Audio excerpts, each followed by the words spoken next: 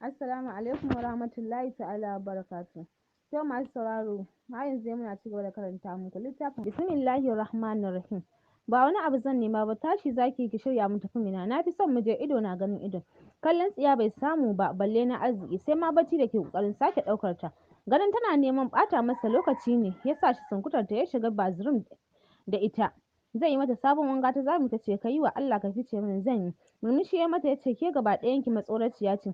Na san kin sha wahala, ai sunan ki biyu ba zan ƙara shiga ba har sai kin huta, amma fa idan kin so kuma kin daina yi min gardama. Shiru ta yi masa ta matsa ta soma rage kayanta, ya matso ya tara ruwan ya haɗa mata shi ya shammace ta ya sunkuce ta ya sa ta a ruwan ta saki wani ihu mai ƙarfi ta ce wayyo zafi wayyo baba ni kan Abdu kana azabtar da ni. Jona bakin sai da nata yana tsotsa sosai tana hawaye tana jin azabar shigar ruwan ya zare bakin sa ya ce ki yi wankan sai mu tafi. Ba ta da mafita hakan nan ta yi wankan ta fito ya tuna ba ta da rigar sawa ya ɗauki wata doguwar rigar sa ya miƙa mata ya je shi ma ya watsa ruwan. Falo ya ja ta suka koma abin mamaki ta tarar da kayan karin kumallensa a shirye tsaf. Ya zaunar da ita da ƙyar ya sa ta ci abincin har sai da ta fara fusata. Sai ta fara fusata shi ya fita ta koma ta kwanta saman kujera. Kasala na damunta ko ina na jikinta ciwo yake tana kwanciya bacci ya ɗauke ta har sai da ya dawo ya iske ta tana baccinta. Ya ajiye trolling na hannunsa ya ɗago ta mutsutsuke idanuwanta ta dube shi. Ya ce ki tashi ki sa kayan ki mu tafi. Langwaɓe masa ta yi za ta sa kuka ya ce kin ga bana son shagwaba fa baba ma ya ce na gaishe ki. Da sauri ta dube ta ce gidan ka je. Daga mata kai ya ce ina yaya ta ce ina yaya Hasina. Tsuke fuska ya ce ni ban ganta ba daga ita har mama ba sa nan. Zara idanuwa ta ce ina suka je ya raba hannu ya ce iya baba na tarar shi ma shigarsa gidan kenan. Tashi ta yi ta zauna ta ce ya jikin nasa murmushi ya yi mata ya lura a duniya ba ta da wata damuwa da ta wuce mahaifinta. Duk wata maganar ta baba shigewa ya ɗakin barcinsa ya ɗebo tarkacensa ya fito har yanzu tana inda ya barta ko miƙewa ba ta yi ba. Suka haɗa ido ya ganne mata ɗaya ya ajiye sistem ɗinsa da wayoyinsa ya matsa kusa da ita ya ɗago ta ya zare mata mayafin ya tura hancinsa cikin gashin ta ƙamshin sumarta ya kashe masa jiki tuni wata kasala ta fara saukar masa ya lumshe idanuwansa tare da ɗora bakinsa a kunnenta yana lasar bayan kunnenta. Wani yanayi mai kashe jiki ta shiga ciki da ya nemi rikita kanta ita tana kujera shi yana tsugune a gabanta ya sanna hannunsa ya balle batul ɗin rigarta. Ya sanya hannunsa cikin riga ya kama nufis ɗinta idanuwansa cikin nata. Hawayen da ya ga ya zubo mata ne ya sanya shi limshe idanuwansa ya ɗora kansa a cinyarta yana sauke numfashi. Ta janye ta miƙe ta fice daga falon bin bayan ta yayi da kallo yana haɗiyar yawo babu yanda ya iya haka ya miƙe ya bi bayanta. Da turoli ɗin ya buɗe mota ta shiga. Ya shigar da kayan ya ja motar suka fice daga gidan. Suna tafe yana ta ajiyar zuciya lokaci zuwa lokaci tana sharar hawaye. Sun yi tafiya mai nisa ta sauke idanuwanta akan su ta ce Abdulahad ina zaka kai ni ne? Tawaye lips ɗinsa yayi yana kallon titi ta cikin miro ya ce inda kika sa ni na kai ki. Rushe masa kuka ta yi ta ce na haɗa ka da girman Allah wanda ya halicce ka ya halicce ni. Yayi mu jinsi ɗaya yayi mun jinsi ka yi wa Allah ka bar ni a garin mu. Bana son zuwa ko ina bana son barin jihata. Hannunsa ya ɗora a bakinsa ya ce shine me kike nan dan kin bar Kano me kike tsinta a Kano. Kuka ta ci gaba da rerawa baya ƙaunar kukan nata sai da ya rasa kalmar da zai rarrashe ta da ita. Ya fahimci Anisa tana da taurin kai. Ba ta jin rarrashi tsakanin Kano da Niger birnin Minna akwai tafiya yana sane ya ki amincewa su hau jirgi har bukin kin Abdulmutallib yayi musu yayi amma dan nasa ya ki amincewa da hakan. Har suka isa Minna babu wanda ya ƙara yi wa wani magana ya nufi wata unguwa mai kyawun gaske. Tun daga hanya ta ga ana ɗaga masa hannu duk ta gilas ɗin motar baki ne hakan bai hana shi ma ɗaga wa mutane hannu ba har suka isa gidan sarautar. Wani katafaren gini ne na asalin sarakai mai fasalin gaske. Yanayin iskar gidan ma mai sanyi da ƙamshi ta daban ce. Bata san sanda wata ajiyar zuciya mai ƙarfi ta ƙwace mata ba daidai lokacin da ya yi fakin wasu mutane da girin ɗin uniform suka zagaye motar bai damu da mutanen da suke zagaye motar ba. Ya riƙo hannunta ya sanya hannu ya ɗago fuskarta. Idanuwanta sun kumbura sun kaɗa sun yi jajir saboda kuka.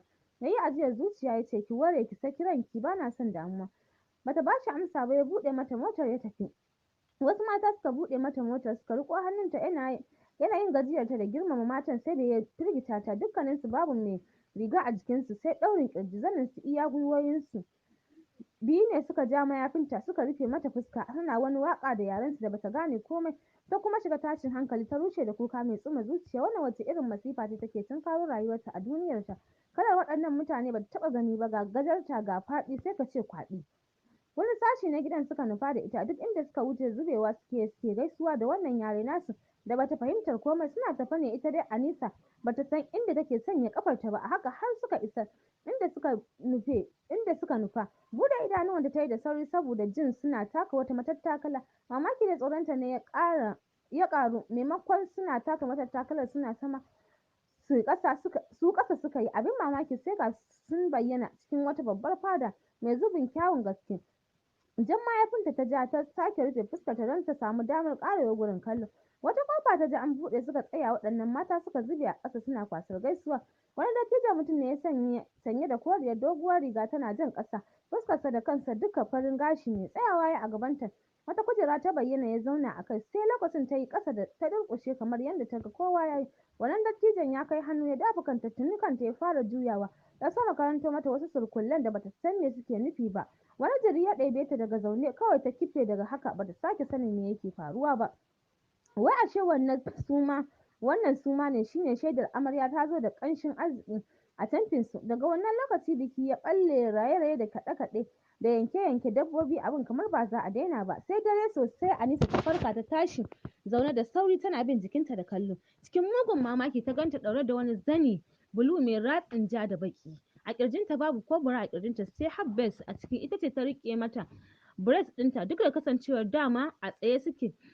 Wuyanta sanye da murzani naɗi 4, sai hannunta shi ma an ɗaura mata shi, an cika mata shi hagu da dama har da zobensu. Ƙafafunta dukka an ɗaura mata tsakiya, hatta kanta shi ma duk kwalliyar wannan kwarankwacen ne. Zuba wa kanta idanuwa ta yi ta madubin da ke fesin ɗinta, tana ƙarewa kanta kallo. A fili ta ce, wannan kuma meye?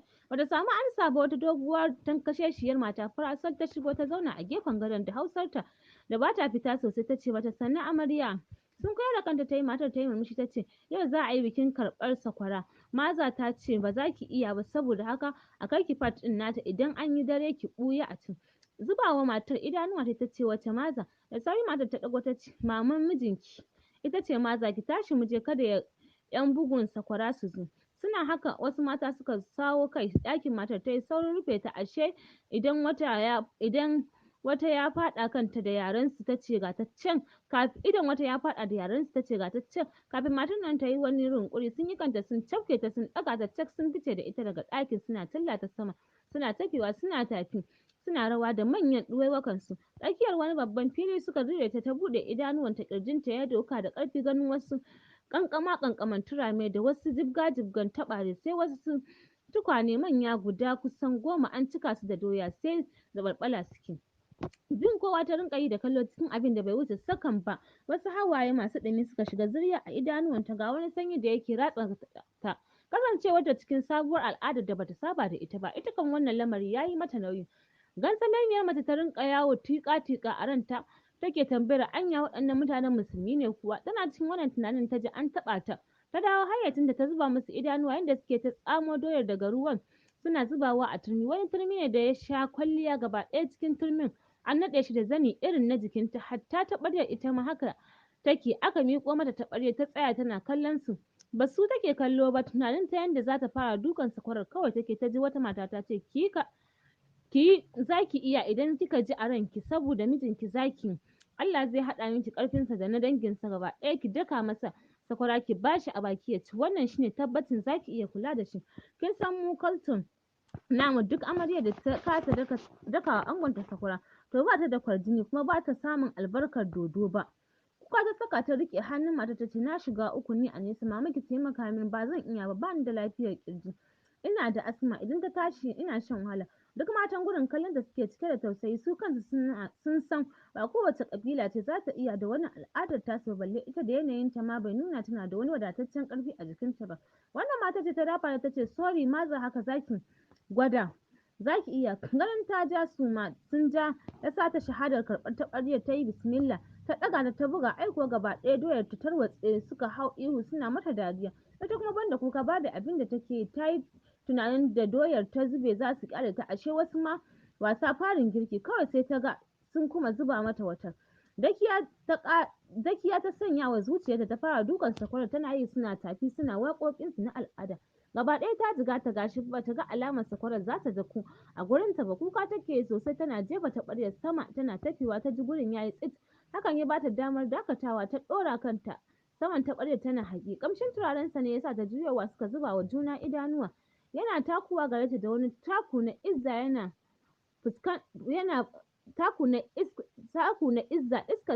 fuskarsa a ɗaure babu alamar wasa a cikinta. Mutanen da ke take masa baya duk suka juya masa baya suka yi ƙasa da kansu. Tsayawa ya a gabanta duk da kasancewarsa ba dogo ba sosai amma ya fi ta tsayi. Wannan ta sa ta ganta iyakar ƙirjinsa ta yi ƙasa da idanuwanta ko a baya ba ta iya jurar haɗa idanuwa da Abdulahad balle yanzu da ya ƙara mata kwarjini. Hannunsa ya ɗora a kafaɗarta ya ja numfashi ya sunkuya ya kisin nata ya ce, Anisa ba kya nema na ko? Shiru ta yi masa ya murmushi ya ce, kin ga sabuwar rayuwa daban da ta garin ku ko?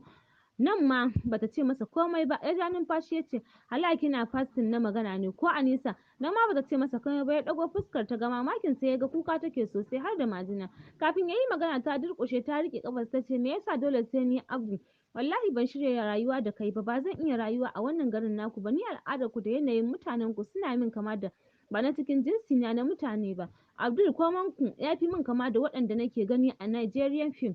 Ni kan Abdu ka tausaya min ka karni Allah bana son haɗa rayuwata da taka ina jin tsoron abin da zai biyo baya. Please Abdu ka tabbatar min da soyayyar nan in dai ta gaskiya ce ta hanyar fita daga cikin rayuwata. Rufe mata baki yayi da ƙirjinsa lokaci ɗaya da ya ɗago ta ya matse ta sosai kowa da ke gurin ya rinƙa zame jikinsa suna sulalewa. Sai da gurin ya rage iyakar escort ɗinsa ne ya matse ta yayi sosai yana jan numfashi mai kashe jiki ya ɗora haɓarsa a kanta. Ƙamshin turaren gashinta yana bugarsa yana jin wani irin yanayi mai narkar da zuciya. Bai san me yasa Allah ya jarabce shi da tsananin ƙaunar Anisa ba. Ya fahimci baya son faranta zuciyar ‘yar uwarta har ma da ƙiyayyarsa a zuciyarta da ta kasa bata damar sakin jiki da shi. Fasali ya ja ya janye ta saboda spark ɗin da jijiyoyinsa suka fara bayarwa idan ya ci gaba da manne ta da ƙirjinsa tsaf komai zai iya faruwa. Cikin murya mai nuna gajiya ya dubi wata hadima ya ce, ki kai ta gurin maza bana son a ci gaba da wahalar da ita.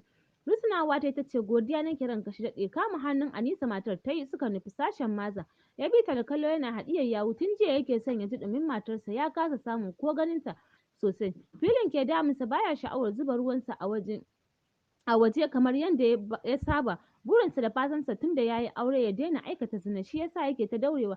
Gashi bikin al'adar tasu ba na gamawar wuri ba akalla sai an shafe wata guda ana yi kuma sai bai isa ya ganta ba sai dai satar hanya. Yau ma Jimbati ta je ta sanar da shi abin da ke faruwa shi yasa ma maza ta bashi damar ganin Anisa. Ba don haka ba da sai an ci shi tara ya karya doka. Girgiza kai yayi ya juya suka bar gurin. Fat ɗin shi ya nufa ya salami escort ɗin shi ya kulle kofa ya shiga safaran ɗakin nasa da aka ƙawata shi da duk wani nau'i na jin daɗi. Ya cire rigar yar sharar da ke jikinsa ya cire t-shirt ɗin da dogon wando ya rage daga shi sai boxer da vest. Ya zauna a ƙasa ya ja tuntum ya tada kansa da shi ya kishingiɗa ya limshe idanuwansa a yanayin da yake ciki kawai so yake gan shi a jikin Anisa shi kam kowanne iri ne ba zai iya sake kwana ba tare da ya ganta ba. Wayarsa ya ɗauka ya kira layin maza ta daɗe tana ringin sannan ta ɗaga. Ya gashi ta amsa tare da cewa Little me take faruwa matarka ta yi bacci. Ƙasa ya yi da murya ya ce please mom ina buƙatar kulawa ba ni da lafiya fa. Nan da nan hankalinta ya tashi ta ce ina ke yi maka ciwo. Shiru ya yi mata ta ce ka yi magana mana Little. Numfashi ya ja ya sauke ya ce mom ki bani matana please ina son na ji ta a jikina. Shiru mom ta can ta ce ka san ba a haka ko katsaita da cewa mom please wallahi zan jiga ta idan kika ki Little ɗinki ne fa. Murmushi ta ce ka koyi juriya zan baka matarka amma sai an gama bikin al'ada. Little yarinyar nan ma ba daidai take ba da muka ce ka je ka taho da ita sai da ka kusance ta. Da kai da Little Faza ba ku da haƙuri akan mata so ni kan ba zan saba umarnin dodo ba. Kai ka gode ma iya ma wata ɗaya aka baka su yayanka ai gaba ɗayan su wata uku sai da suka yi wata 6 suna kallon matan nasu ba su da amfani a gurin su. Ya suka yi kashewar da ta yi yayi saurin miƙewa yana kiran mom ba fa addini bane don Allah ki bani wifi ɗina. Na yi miki alƙawarin babu wanda zai san ta kwana a gurina.